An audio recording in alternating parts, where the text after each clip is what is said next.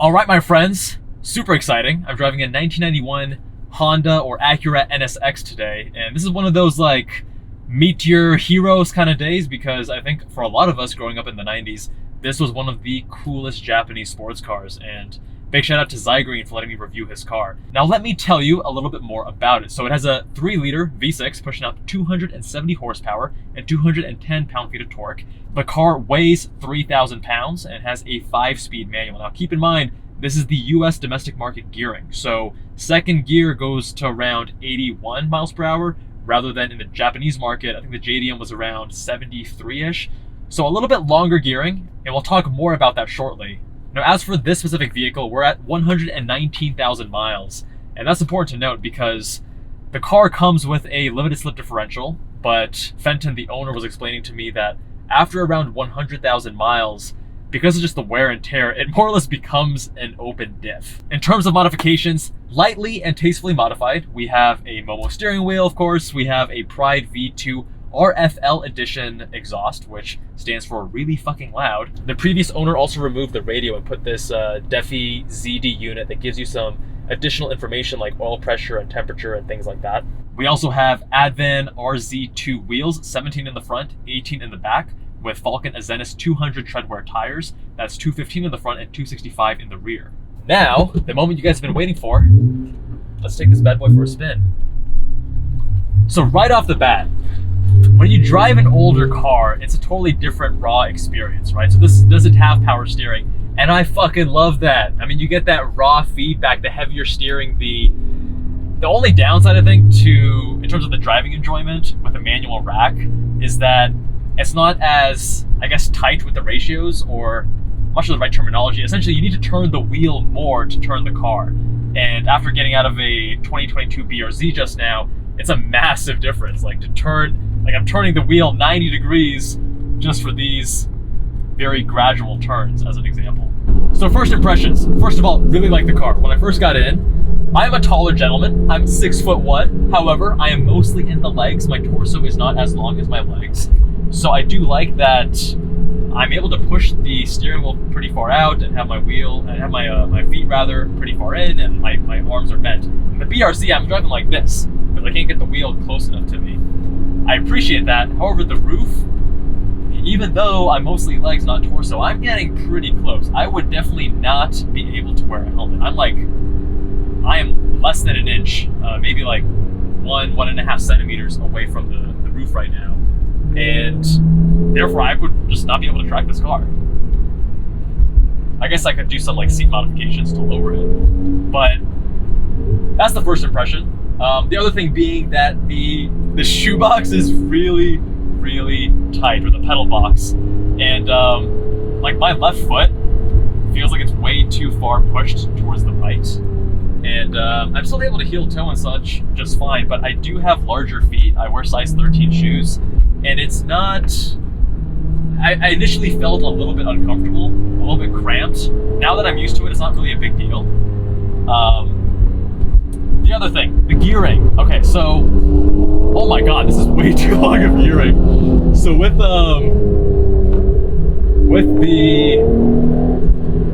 it's a 5-speed as well, so keep that in mind. So you're not gonna have as many shifts versus a 6-speed, obviously. But I just find that, you know, even if you go to 8,000 RPM in first, which is red line, and then you you upshift into second, you go down to 4,500 RPM. It's a pretty big drop, and you're no longer in VTEC.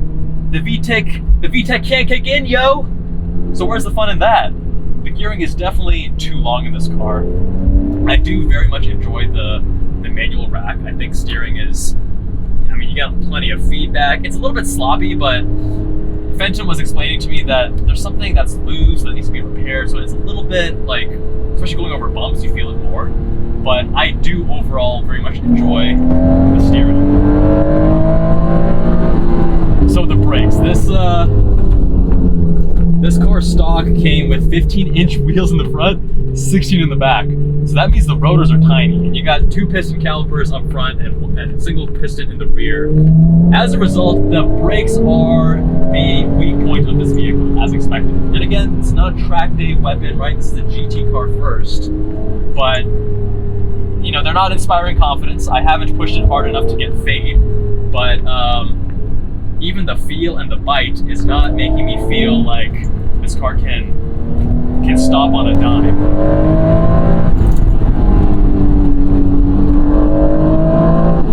The exhaust, as an old man, as a grandpa myself, is a little bit too drony for me. Definitely not daily driver material. I guess it's fine for a weekend little fun toy. Transmission and gear selector. Okay, I am gonna be crucified for saying this, so get your pitchforks out, Honda fanboys, because I've heard so many great things about Honda transmissions. I've had a couple misshifts so far. Granted, I've only been driving this car for like 15 minutes now, but I have had a couple times when I'm trying to get into gear and oh, it doesn't go in. That's what she said. And I'm not sure why that is. Maybe I'm just not used to these types of transmissions. I was driving the BRZ and the FRS right before that. I mean, it feels great and it's very notchy, very mechanical. I love that feeling, but just the fact that I've had a couple misshifts is not ideal. All right, we're gonna turn around to avoid some traffic.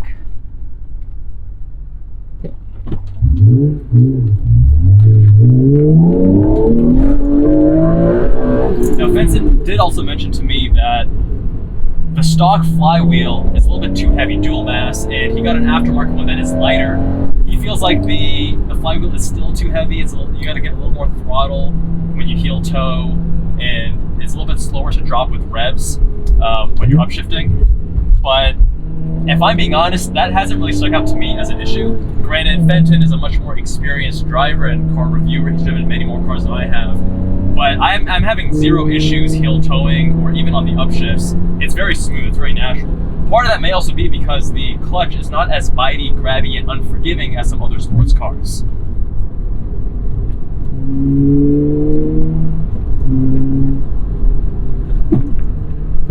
Yeah, like when I heel toe like that, it just falls right into place without issue. Yeah, so in my opinion, I feel like the flywheel, the clutch, it overall fits the character of the car because it is a little bit of an older car.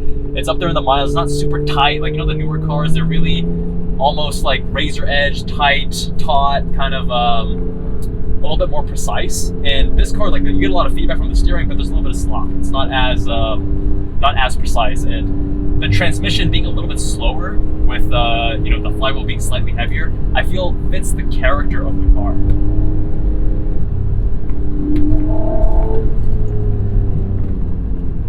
But as someone who does very much prioritize steering, I like the steering on this. I definitely like the steering on this, even though it is a little bit, it needs a little bit of TLC, if you will. Now, in terms of the engine, one thing to keep in mind is that this has an actual throttle cable. It's not electronic, so the throttle response is immediate. It's a naturally aspirated engine. You love that. I think it sounds great with the exhaust. Again, a little bit drony when you're just kind of cruising, but I'm not one of those power snobs, you know what I mean? Like 270 horsepower, 210 pound-feet of torque. The car feels balanced. The car is not, it's not like my FRS where you feel the car is anemic at times. But the one thing that does kind of kill certain parts of that driving experience with regards to power and torque is the gearing. So it's hard to be in the power band when you have 5 speeds and those 5 speeds are geared so long.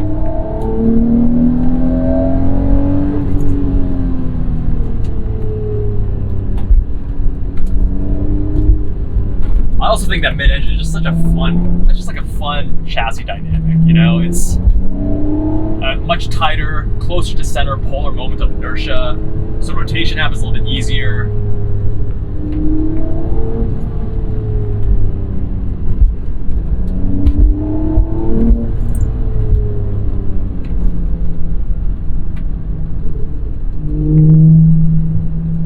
Yeah, this is a great car, man. There's a reason these things are classics.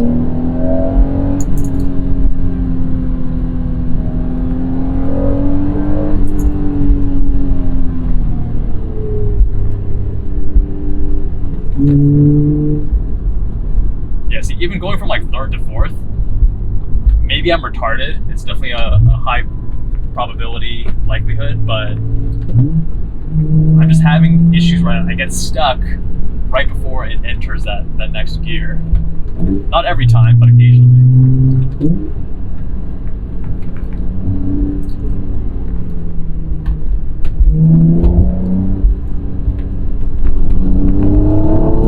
I'm actually really curious to see how this would compare to a Type R NSX, or something a little bit more track focused, a little bit more hardcore and aggressive.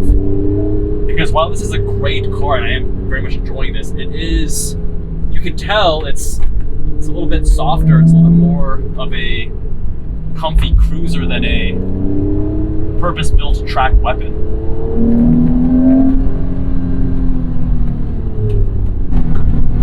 Now, while I'm pushing it enough to have some fun with it, I cannot really comment on the limit behavior in terms of oversteer, because I'm just not, again, I'm not comfortable getting that car to that place on a road like this, and on a car that doesn't have traction control. And I save that kind of shenanigans for the racetrack, trying to be a little bit responsible.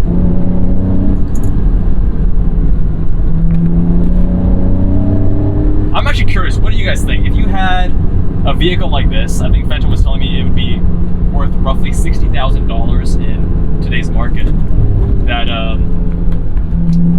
would you guys keep this, or would you get something else for $60K? Because I don't know, like, obviously if it was my one and only car, this would not cut it as a daily driver. But as a second fun car, would you go with this? Would you go with maybe something like a Supra? I mean, I'm kind of a manual diehard, so I would need to wait for the manual Supra to come out later in 2022, which is the rumor.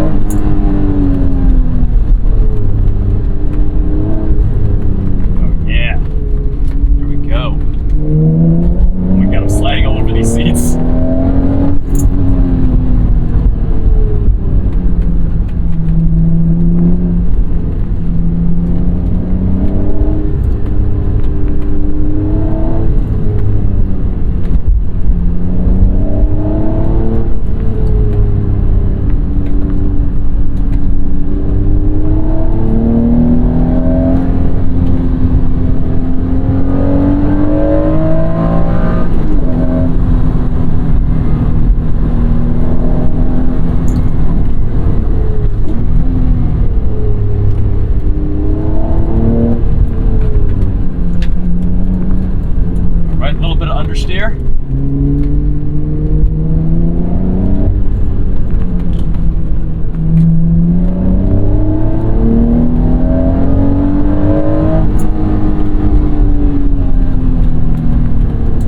If there was a way to summarize this car, I would say old school balance. So the reason I say old school is because it's definitely bringing very much the 90s energy, the 90s vibe, the 90s rawness that we all love. And part of that is also having a little bit less precision than modern day vehicles. Like a Cayman GT4, made in 2016, is a very precise, balanced instrument, very modern. This is that kind of 90s, that old school balance. A different car, a different spirit, but a lot of fun. Hold the tape. I got some additional thoughts. This was one of those meet your heroes kind of moments, and if I'm being honest, the car definitely is overhyped, especially the USDM version, the Acura NSX. So the main issue I have with the car is that it's heavy. Well, it feels heavier than it actually is. It's 3,000 pounds, but it feels much heavier. And that's for 3 reasons. Number one is the steering rack is a very slow ratio, so you need to turn it a lot, right, to get the nose to actually move. And that is a function of it being a manual unassisted rack. There's no electric motor or hydraulic steering to help you, which I actually like because you get more feedback that way. However, the downside is that it does have a slower ratio. Number 2 is the suspension is very softly sprung. And then number 3, the gear ratios are so tremendously long. It hurts this car more so than the long gearing on the Cayman GT4. So those three things make this car feel a lot more lazier, heavier, softer than I was expecting given the massive hype of this car. So it was a little bit of a letdown if I'm being honest. Now I spoke to Fenton about this and he mentioned he sees this more as a GT cruiser, a GT comfortable car, not a car to attack the canyons or hit the track with, but something to just kind of enjoy and cruise around with. So I wasn't really viewing it from that perspective. Now he also mentioned that if you drive a Type R or Type S or just tastefully modified version of the NSX, along with, changing the gear ratios, the springs, etc., that the car really comes alive and it's a totally different beast. So I haven't driven one of those. I definitely do.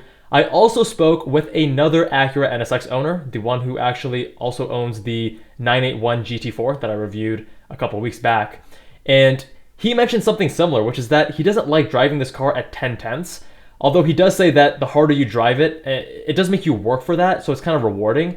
But what he did mention is kind of similar to Fenton, cruising around, just driving around the town, getting thumbs up from random people, and just having the presence of the car and the specialness of the car was a big part of the experience. So I was driving on a canyon road. I didn't really experience that myself, but I want to be very honest and upfront with you guys that from a driving dynamics perspective purely, and you don't look at the other things, this car is definitely overhyped. Now looking at the Jubbal and Cars Driving Index, here's the 1991 Acura NSX that I drove. I put handling at 15. You do feel definitely the rotation and the tight polar moment of inertia because of the mid-engine, but that's a 15, which is lower than the BRZ, which I put at 17 as an example. The engine, I gave it a 15 out of 20 because the engine is good, not great, not terrible. Steering, now here's the part where I felt like the feedback was excellent because I love the rawness of a manual rack. However, it was a little bit loose, so if it was tighter, a little bit more precise, it would have an 8 or a 9. But because of that little bit of play and a little bit of jankiness in this specific vehicle, I bumped it down to a 7.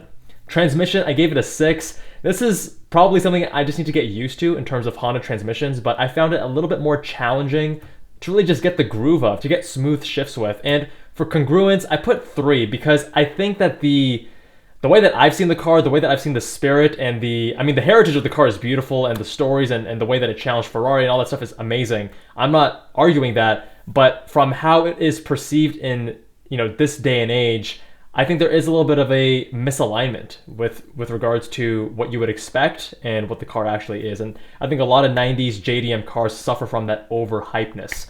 So overall, 46 out of 65. But overall, I know that this is a very controversial thing for me to say, so I want to know what you guys think down in the comments below. As always, thank you all so much for watching. Much love, my friends, and I'll see you all in that next one.